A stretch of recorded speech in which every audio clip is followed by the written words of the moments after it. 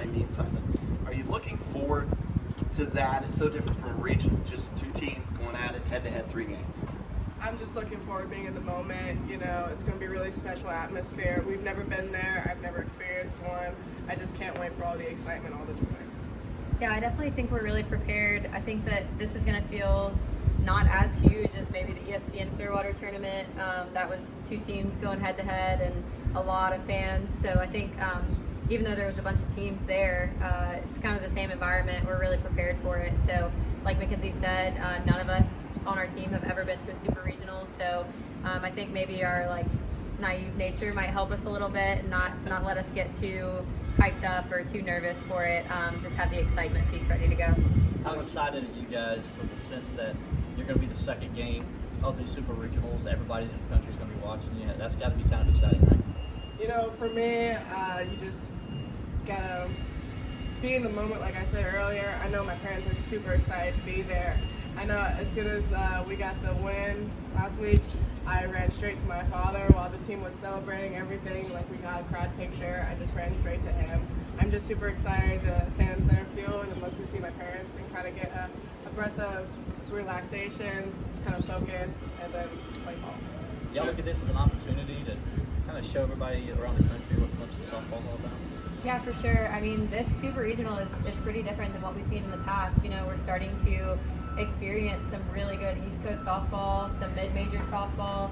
I think it's time that kind of those little divisions start to not really become as predictive of what we're going to see in the postseason. So I think this is a cool time for us to kind of join some of those teams that maybe don't have the history of playing this late in the season. So I think that's really cool just to kind of to be up there with the teams that we normally are watching on TV. Cammy, hard to top the send-off that you had here in your last home game at McKenzie, but now you know that you only have a handful of games left in your college career. How do you put that out of your mind and just focus on what you're doing? Yeah, I mean, knowing that the last game at McKenzie here just ended so well and we had so much fun, that was definitely what I wanted. I wanted something in my college career that I was going to miss, something that I was going to be able to look back on and just be really happy that I was a part of it. I really can't think about the end being the end, I just have to be really appreciative of where I'm going to end. A lot of people's season has to end with their conference tournament or even before then if they don't make the conference tournament, and mine's going to end in Oklahoma, period. Right. So no matter which part of Oklahoma we're in, and that's just way farther than I ever expected we would be able to go and that I would be able to take my softball career. So either way, whenever it ends, I'll just know that I did the most that I could with all 6 years that I had. So Speaking of those 6 years, you put off medical school, another year. What went into that decision to say, yeah, I'm going to give this one last ride? And then what is the next step for you? Like after it's all over and you've cleaned out your room, where are you headed? Yeah, I mean, the thought of this right now, like what we're experiencing right now, I knew that this year we were going to be able to take it a step further than what we did last year. Like Coach Ribbon said, he didn't know how much further that was going to be, whether that was going to be just one more win in the regionals or winning the regional, winning supers. But I knew that this year's team was going to have the capability to go a step further, and I just really wanted to be a part of that. Knew that I would regret it if I took the decision to miss out on that.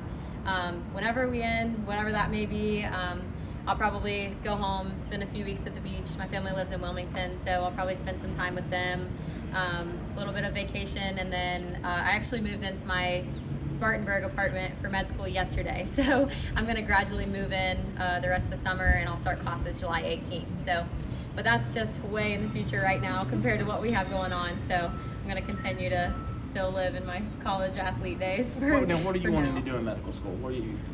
So everybody kind of generally does the same thing for their 4 years, and then after that go to residency. So I'm hoping to do reproductive medicine, and I'm really interested in that because of the psychology and biology aspect, just being able to work with people, problem solving, and also work in the LGBTQ community, which is something that's really important to me. So that's definitely what I'm looking towards, but there's always a lot of time before I get to make that decision, so we'll see.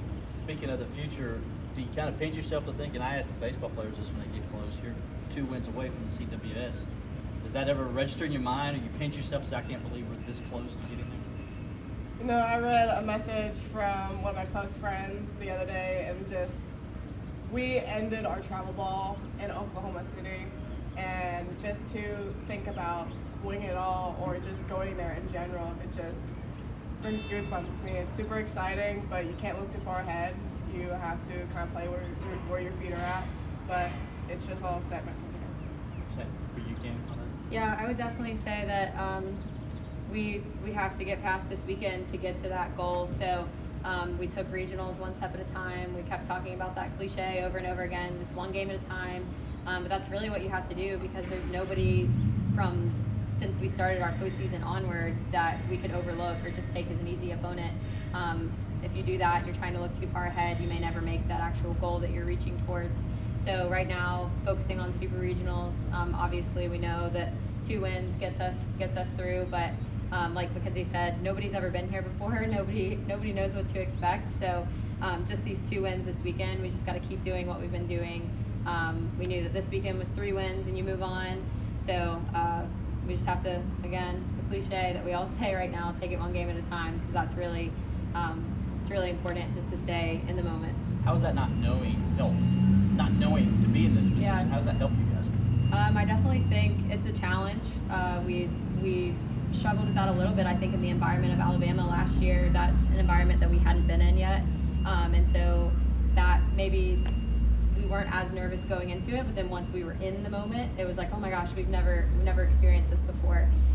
So I think the knowing of what the big environment is like, but not knowing exactly like what the stakes are, what the stages are, maybe it just helps ease the nerves just a little bit, and we just have a lot more excitement, I think, just knowing that this is a place that not a lot of the programs get to be in their 3rd year.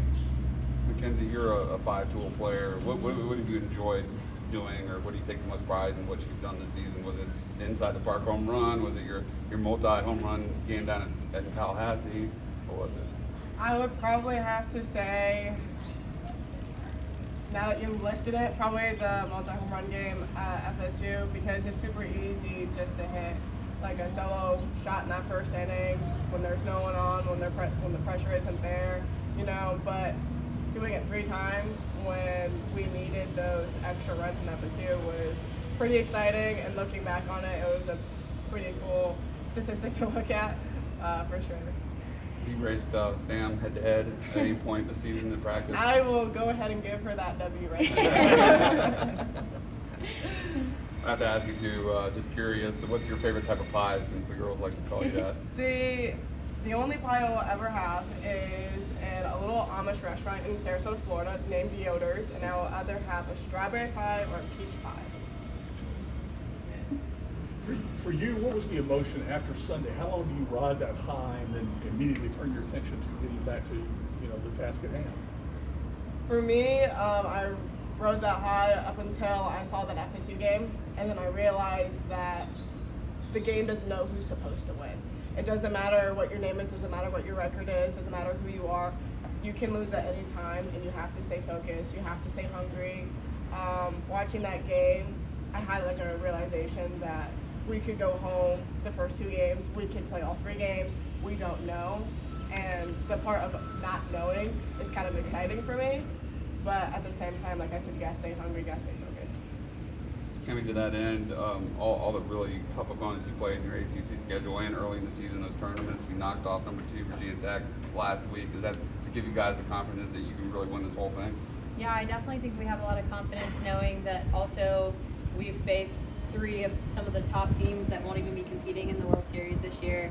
With Tennessee, Alabama, Florida State, and for them to be home watching us at the Super Regionals, it just, like Kenzie said, like anybody can get beat on any given day, and we know how good those teams are because we've competed against them. We've lost to Florida State literally 4 times and given it our all in all 4 of those games. So we know how tough they are, but we also know that we've competed in really big games, and we're going to be able to just put the pressure on other teams and not feel that pressure is heavy just because we've experienced that all season long. From the players' perspective, can both of y'all just what you know about Oklahoma State, what you kind of expect from them this week? Yeah, we know they have really strong pitching. Obviously, high accolades for their pitching staff.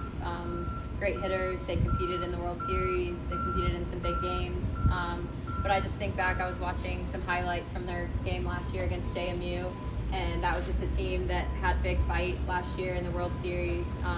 I just think back to that big play with Odyssey Alexander, you know, diving play, tagging out at home, and that just really shows like the heart of the underdog team. And no matter who your opponent is in this big stage, it's just all about having the heart and the fight to get through it. And it's not always about, like Kenzie said, the name on your jersey. It's just about the heart that your team has. So try not to focus too much on the specifics as a team. We know what we need to know as far as hitters and what we need to focus on.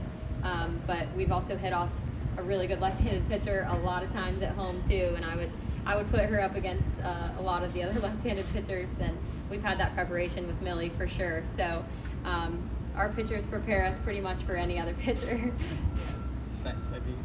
Just, you know, I can't wait to be on their home turf. As an outfielder, you have to be ready of every pitch of every inning of every game for this whole series. Just you have to know how strong they are offensively. Of course, defensively, we have to, you know, make the routine, make the excellent catches when needed. But I think we're ready. Anything else for the players? Thank you, ladies. Good luck Good luck to you. out there.